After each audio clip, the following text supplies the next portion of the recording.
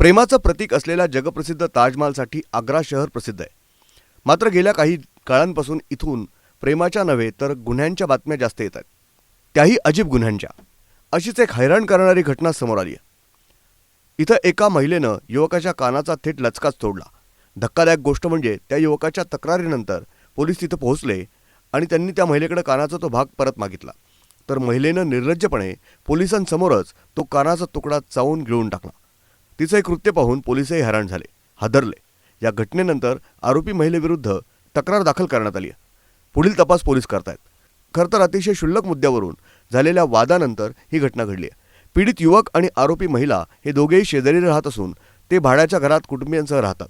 मात्र त्यांच्यात कोणत्या तरी मुद्द्यावरून वाद झाला, भांडण वाढलं आणि रागाच्या भरात संतप्त महिलेनं पुढचा काहीच विचार केला नाही.